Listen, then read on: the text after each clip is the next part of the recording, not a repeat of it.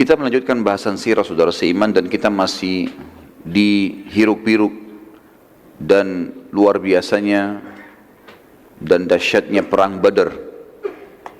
Yang terakhir kita sempat membahas kisah bagaimana kelihayan dan keterampilan Zubair bin Awwam radhiyallahu anhu pada saat dia membunuh Abu Kabs, salah satu prajurit Quraisy yang terkenal dengan postur tubuh besar, semuanya besi dari kepala sampai ke kakinya, dan dia membawa pedang yang ukurannya sangat besar serta pemegang pedangnya pun besar. Ukuran pegangan pedang sama dengan ukuran pedangnya, dan dia menyusahkan kaum muslimin sehingga ada beberapa sahabat yang sempat datang kepada Nabi SAW dan mengatakan, ya Rasulullah, Abu Kabs ini menyusahkan kita, sulit untuk dilawan. Setiap kali ada orang mendekat dari jarak jauh sudah bisa ditebas sama dia. Juga dari kepalanya sampai kaki kudanya semuanya besi, nggak bisa ditebas, dipanah, semuanya terpental. Maka Nabi SAW memanggil Zubair bin Awwam sambil berkata, hai Zubair, selesaikan urusannya Abu Kabs. Dan ini juga pelajaran teman-teman sekalian, bagaimana keterampilan-keterampilan perang harus dikuasai oleh seorang muslim. Tentu niatnya digunakan untuk membela agama Allah, bukan untuk pamer, bukan untuk dikatakan hebat. Karena memang kalau ada seseorang yang hanya untuk dikatakan hebat, hanya untuk dikatakan atau hanya untuk membela sukunya, bukan karena agama, maka dia kalaupun mati bukan mati syahid. Makanya keterampilannya dikuasai karena itu. Zubair bin Awwam termasuk salah satu sahabat yang hampir setiap hari melatih keterampilan perangnya, seperti memanah, melempar tombak. Bahkan beliau bisa memanah, melempar tombak sementara beliau berdiri di atas kuda. Jadi bukan cuma duduk, kudanya berlari, tapi sambil berdiri di atas kuda.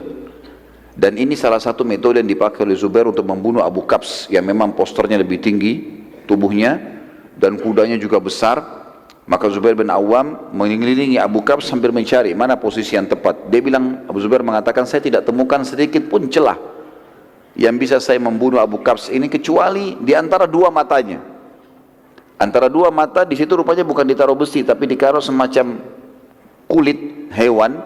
Ya, kalau kita sekarang mungkin sudah dipakai semacam karet. Ya, itu yang memisahkan, yang menyambung saja supaya antara dua matanya ada pemisahnya. Cuma celah itu. Maka Zubair bin Awwam mengatakan, saya pun berdiri di atas kuda, kemudian saya melempar tombak tepat di antara dua matanya itu, dan tembus sampai ke otaknya di belakang. Akhirnya terbunuhlah Abu Kabs ini. Kisah yang lain teman-teman sekalian yang unik di perang Badar yang luar biasa, kisah Abu Qatada atau kisah Qatada radhiyallahu anhu.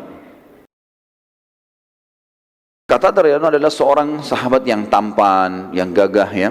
Kemudian juga orang yang kebetulan setelah perang Badar, sebelum perang Badar dia sudah melamar seorang wanita dan akan menikah. Pada saat dia dia niat kalau berhasil lolos, misalnya tidak mati syahid, tentu mati syahid jadi target utamanya, tapi kalau dia berhasil menerima Badar dan tidak mati syahid, dia akan menikah sama wanita ini.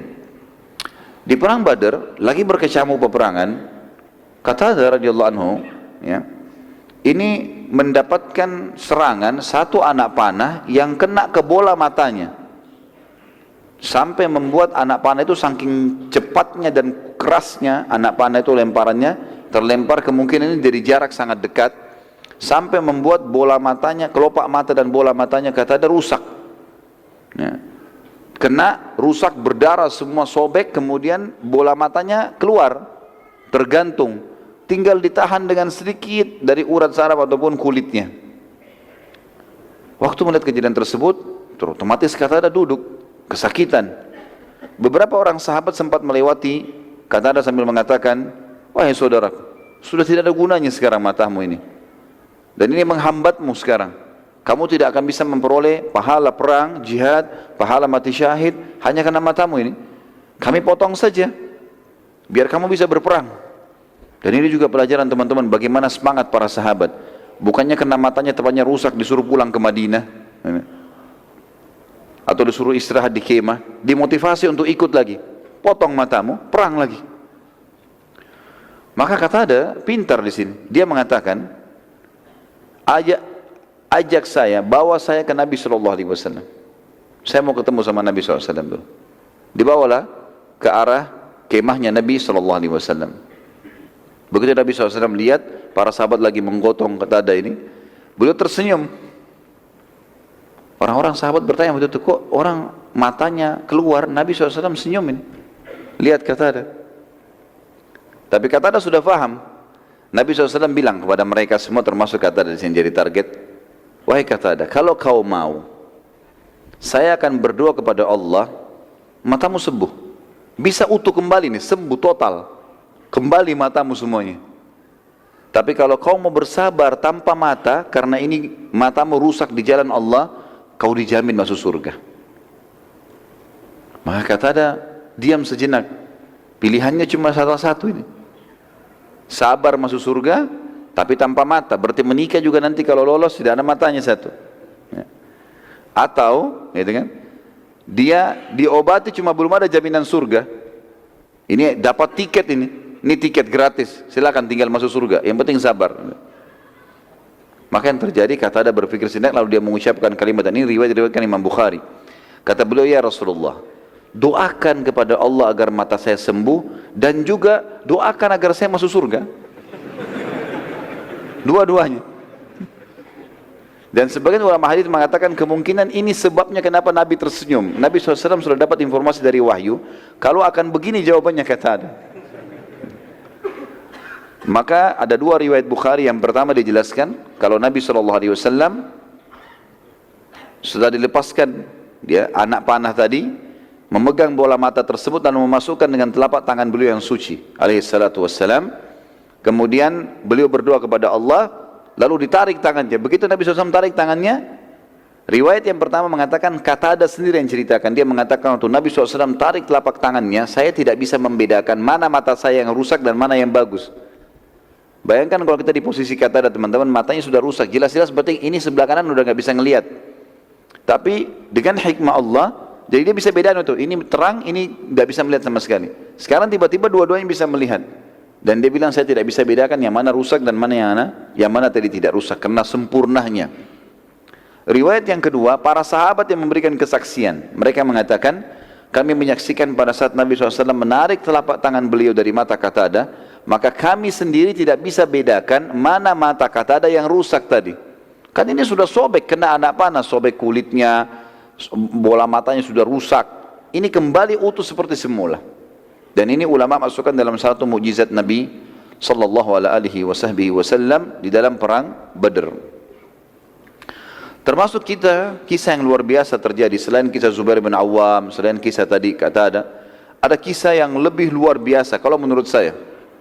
Kisah ini luar biasa, dan ini dua orang ini saya favoritkan di dalam hidup saya pribadi, dan saya berharap mudah-mudahan dari keturunan muslimin, terutama keturunan saya, ada orang-orang yang seperti ini. Ini luar biasa, anak-anak muda umurnya 15 tahun sama 16 tahun. Dua orang anak muda dari Ansar. Namanya Mu'adz ibn Afra dan Auf ibn Afra. Ayah mereka namanya Afra, dikenal dengan dua anaknya Afra, dua anak laki-laki. Mu'adz kakak umurnya 16 tahun, Auf adik umurnya 15 tahun. Abdurrahman ibn Auf menyebutkan di dalam perang Badar, kisah sahih riwayat Bukhari Muslim, dia mengatakan pada saat aku sedang melihat perang berkecamuk dan aku berada di pinggiran kancah peperangan, tiba-tiba saja aku didatangi oleh seorang anak muda Ansar bernama Mu'adz ke sebelah kirinya, lalu berkata, hai paman, mana Abu Jahal? Kata Abdurrahman, kenapa kau tanya Abu Jahal? Dia bilang, saya dengar dia orang yang paling menyakiti Nabi SAW waktu di Mekah. Kata Abdurrahman, iya benar. Apa yang kau mau lakukan? Saya mau bunuh paman. Jadi anak muda ini bukan nyari prajurit-prajurit biasa, mana kepalanya itu? Kepala orang kafir nih, pimpinan perang itu memang kebetulan Abu Jahal panglima perangnya, pimpinannya. Kalau muslimin dipimpin oleh Nabi SAW, kalau Quraisy di perang Badar dipimpin oleh Abu Jahal. Maka kata Abdurrahman, nanti kalau saya lihat dia, saya akan tunjukkan. Karena Mu'adz belum pernah lihat Abu Jahal.